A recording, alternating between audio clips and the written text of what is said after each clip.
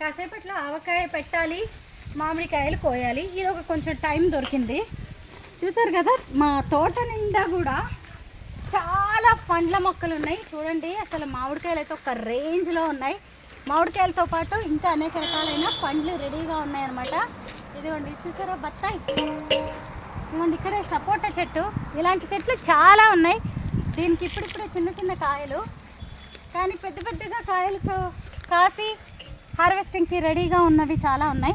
ఈ పువ్వులు చూసారా మీరు ఎప్పుడైనా? డిసెంబర్ పువ్వులు ఏప్రిల్ మేలో చూడండి ఎంత చక్కగా కనువిందు చేస్తూ ఉన్నాయో. ఇక్కడ వేసిన చాలా చెట్లు చనిపోయినట్టున్నాయి అన్నమాట. పండ్ల మొక్కలు చాలా చచ్చినట్టున్నాయి. సో ఇక్కడ గ్యాప్ ఉంది.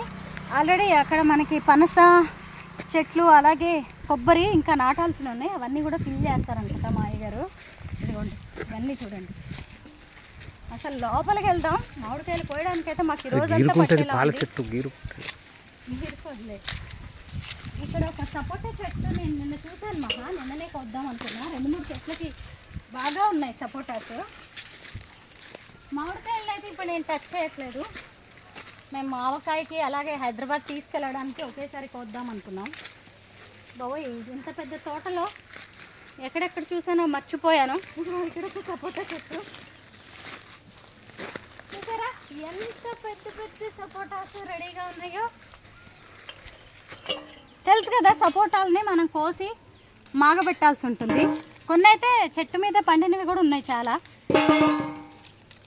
మేము హైదరాబాద్ వెళ్ళిపోతున్నాం. 1 మంత్ వరకు మా అత్తయ్య గారికి కూడా హాలిడేస్, ఎవరు ఉండరు. సో ఇవన్నీ తీసుకొని వెళ్ళి మాగబెట్టేసి మెల్లగా తినొచ్చులే అనుకుంటున్నాం. సో ఇవన్నీ కూడా పక్వానికి వచ్చాయి. ఇలా కొయ్యగానే అలాగా వచ్చేస్తున్నాయి చూడండి. ఇలాంటి సపోటా చెట్లు తోటలో ఇంకా చాలా ఉన్నాయండి. అసలు చూడండి ఇక్కడ